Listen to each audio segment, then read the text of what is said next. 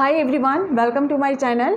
तो आज मैं लेके आई हूँ कुछ डेली यूज सेंटेंसेस, जैसे कि वह जब देखो तो झूठ बोलती रहती है, वह जब देखो तो गुस्सा करते रहता है, मैं अपने पुराने कपड़ों से ही काम चला लेती हूँ। तो इस तरह के सेंटेंसेस हम आज के इस वीडियो में सीखने वाले हैं। और इसके लिए जो हम फ्रेज़ यूज़ करने वाले हैं वो है, जैसे फर्स्ट वन है whenever it is seen. Whenever it is seen का मतलब होता है जब देखो तब। सेकंड है only time will tell us. तो इसका मतलब होता है कि ये तो समय ही बताएगा, वक्त ही बताएगा। तो इस सेंस में हम only time will tell us का यूज़ करते हैं। और थर्ड वन है make do with. Make do with का मतलब होता है काम चला लेना, यानी कि कंप्रोमाइज़ कर लेना। तो हमारा फर्स्ट फ्रेज़ है व्हेनेवर इट इज़ सीन, यानी कि जब देखो तब। यानी स्पीकर को बार बार वही चीज़ें देखने को मिलती हैं ऑब्जेक्ट के द्वारा, और इसे जब हम सेंटेंस में यूज़ करते हैं तो उसका स्ट्रक्चर होता है whenever it is scene plus subject plus keep या कीप्स प्लस वर्ब की फर्स्ट फॉर्म में आईएनजी। कीप या कीप्स के यूज़ हम सब्जेक्ट के अकॉर्डिंग करेंगे। अगर सब्जेक्ट सिंगुलर है तो उसके साथ हम कीप्स लिखेंगे, और अगर सब्जेक्ट प्लूरल है तो उसके साथ हम कीप का यूज़ करेंगे। जैसे जब देखो तब तुम झूठ बोलते रहते हो, तो ये हो जाएगा इसका sentence whenever it is scene. Subject है यू, तो यू क्योंकि प्लूरल सब्जेक्ट है तो इसके साथ हम लिखेंगे कीप। यू कीप झूठ बोलते रहते हो, you keep lying. Whenever it is seen you keep lying. अब जो हमारा सेकंड सेंटेंस है जब देखो तब वह गुस्सा करते रहता है, तो इसमें सब्जेक्ट है ही, तो ही के साथ हम कीप्स का यूज़ करेंगे। जैसे whenever it is seen he keeps getting angry. Whenever it is seen he keeps getting angry. अब थर्ड सेंटेंस है जब देखो तब वे लोग बातें करते रहते हैं। Whenever it is seen वे लोग प्लूरल सब्जेक्ट है, they keep talking. Whenever it is scene they keep talking. Fourth sentence है जब देखो तब उसकी माँ खाना बनाती रहती है। Whenever it is scene her mother keeps cooking. Whenever it is seen, her mother keeps cooking. अब जो सेकेंड फ्रेज है वो है only time will tell, यानी कि समय ही बताएगा, वक्त ही बताएगा कि फ्यूचर में क्या होने वाला है।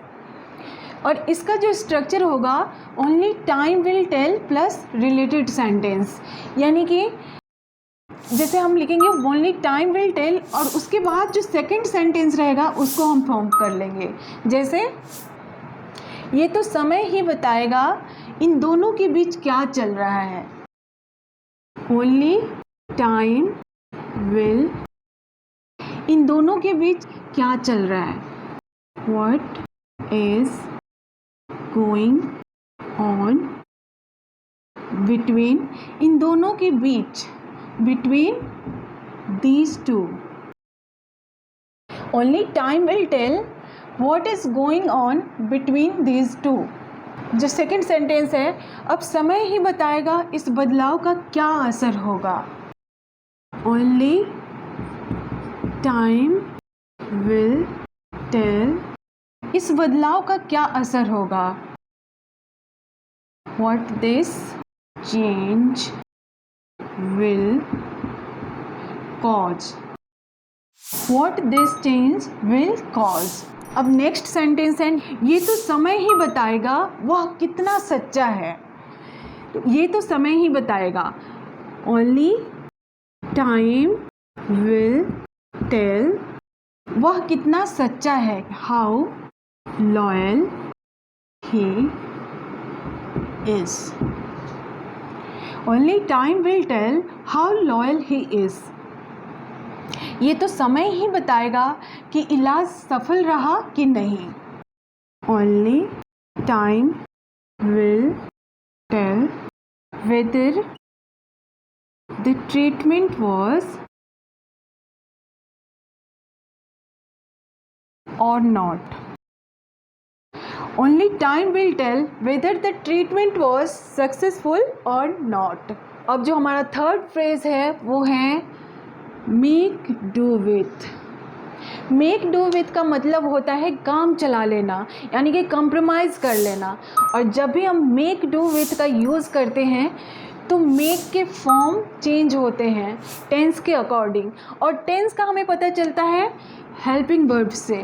तो जो भी हम हेल्पिंग वर्ब यूज़ करेंगे किसी सेंटेंस में, उसके अकॉर्डिंग हम मेक के फॉर्म्स को चेंज करेंगे.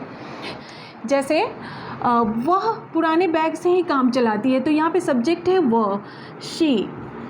अब सिंपल प्रेजेंट टेंस में एफर्मेटिव सेंटेंस जब भी हम फॉर्म करते हैं तो वहाँ पे सब्जेक्ट शी और ही के साथ वर्ब में एस या ई एस का यूज़ करते हैं. तो यहाँ पे वर्ब मेक है, तो यहाँ पे हम एस का यूज़ करेंगे क्योंकि सब्जेक्ट जो है सी है. Makes, she makes do with, she makes do with old bag. वह पुराने बैग से ही काम चलाती है. अब जो सेकंड सेंटेंस है, मैं कम पैसों में ही महीने का खर्च चला लूँगी. चला लूँगी यानी कि फ्यूचर टेंस है, तो यहाँ पे हम यूज़ करने वाले हैं will, helping verb will.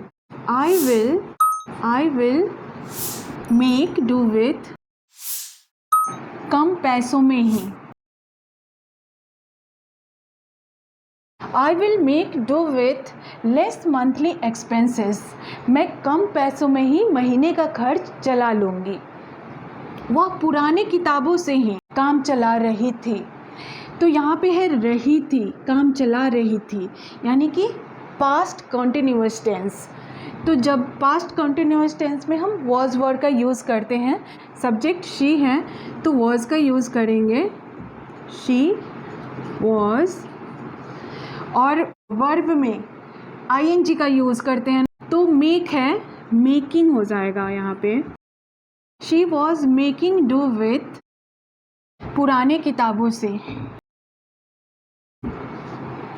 She was making do with old books. अब जो लास्ट सेंटेंस है, कल उसने नाश्ते में फलों से ही काम चलाया था. चलाया था यानी कि पास्ट परफेक्ट टेंस है, तो पास्ट परफेक्ट टेंस में हम हेल्पिंग वर्ब हैड का यूज़ करते हैं और वर्ब की थर्ड फॉर्म, तो यानी कि मेक का हम मेड यूज़ करेंगे.